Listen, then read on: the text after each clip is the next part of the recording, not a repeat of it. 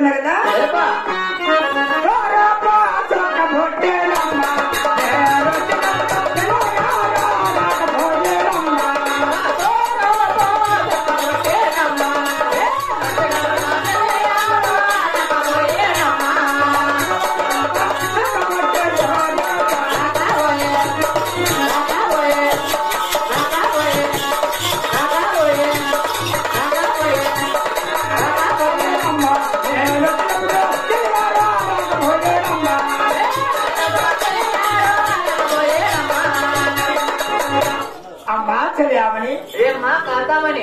చెప్తున్నా కదమ్మా అలాగనే తెలుపుమా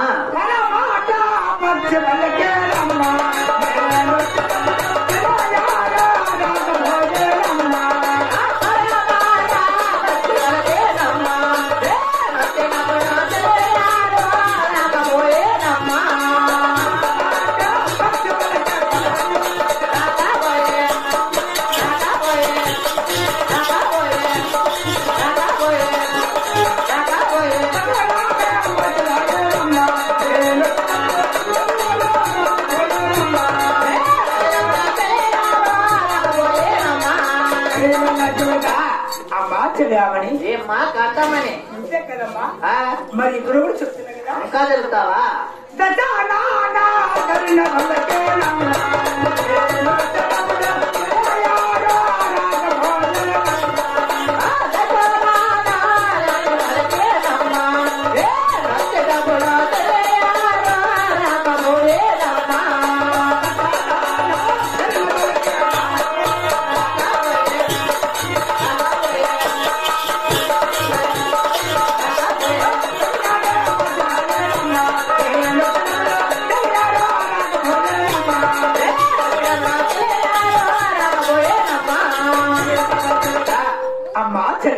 ఏమ్మా కాంతామని ఇక్కడ కూడా చెప్తున్నా కదా అలానే తెలుపా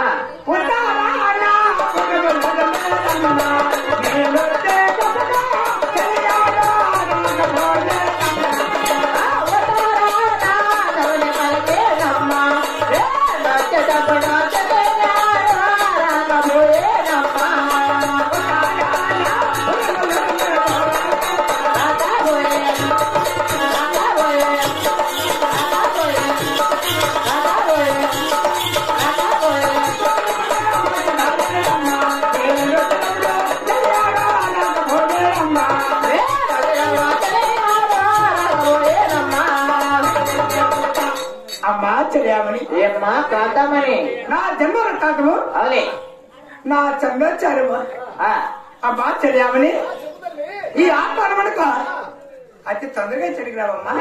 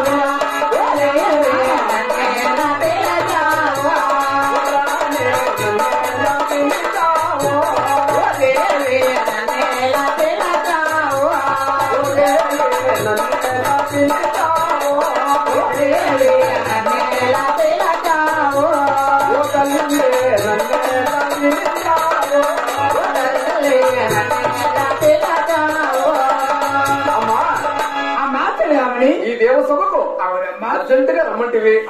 ఏ కారణంతో రమ్మన్నావు, ఎందువల్ల రమ్మన్నావు?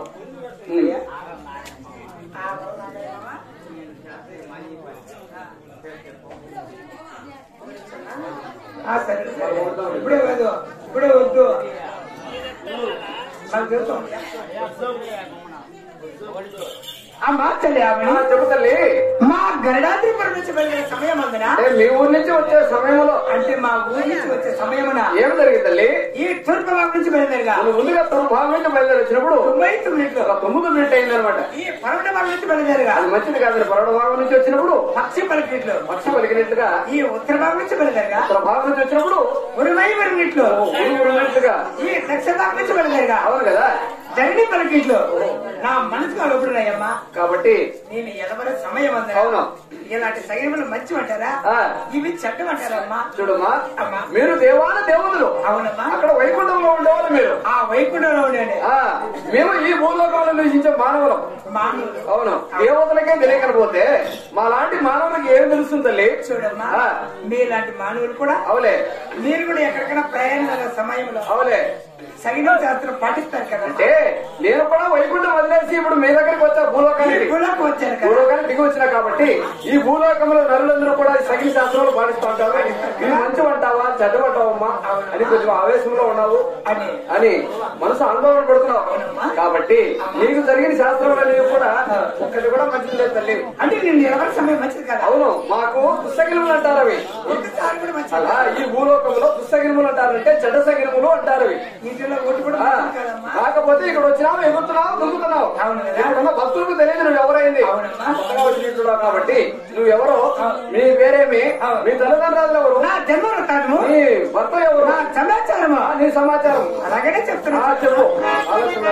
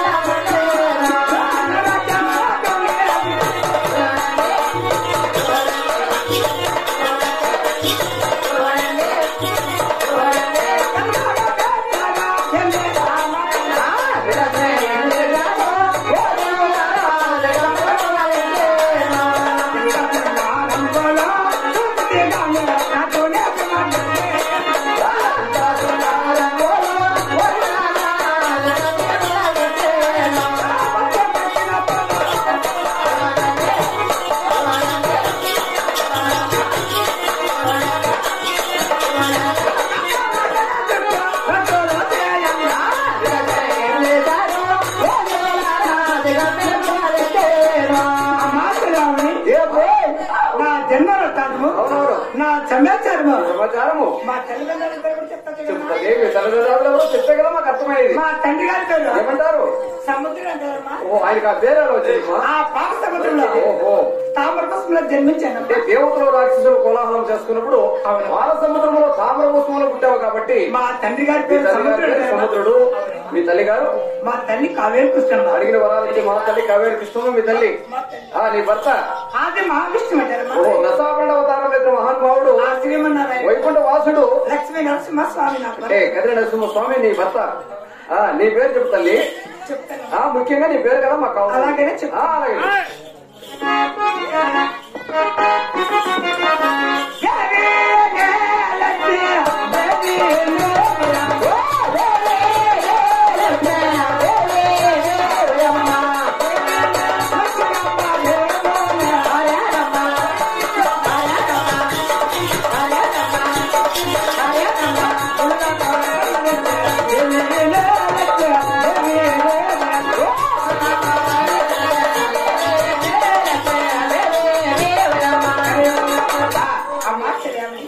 నా భక్తులంతా ఈ భూలోకంలో రకరకములుగా పిలుస్తారు.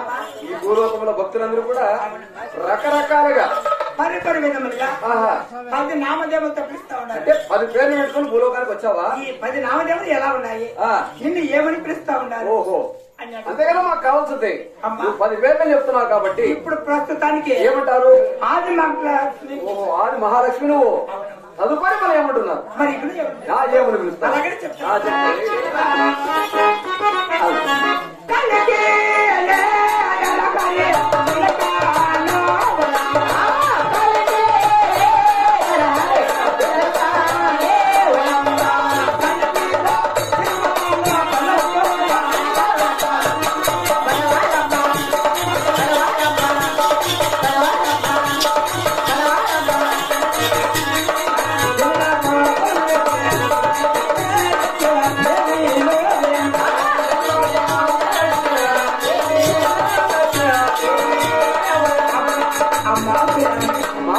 కలికినే నరహరి. అవులే, ఒక చిలుకని కూడా పిలుస్తారమ్మా. పంచరంగుల చిలుక అని ఆ పేరు పెట్టుకుని భూలోకంలో ఈ ప్రకారం కూడా నా భర్త కూడా నన్ను వర్ణిస్తాడు. అవునమ్మా, తదుపరి వాళ్ళు ఏమంటున్నాడమ్మా? మరి ఇక్కడ ఏమని పిలుస్తున్నారు?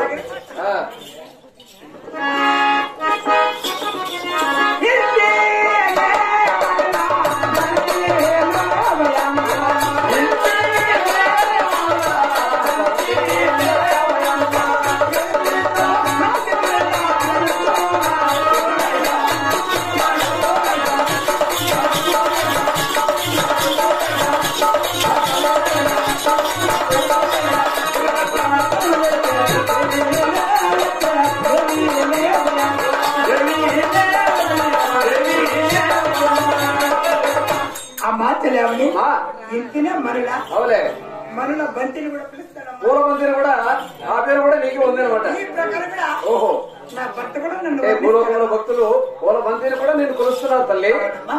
తదుపరి మళ్ళీ ఏమంటున్నారు?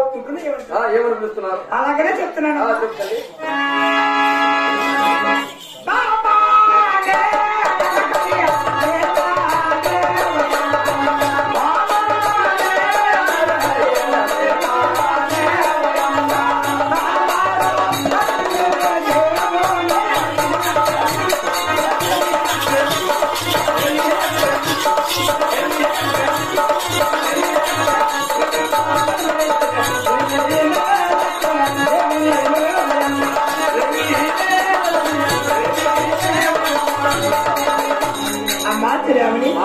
సామాన్య నరహరి. అవులే, ఒక ప్రేమ అని కూడా పిలుస్తాడమ్మా.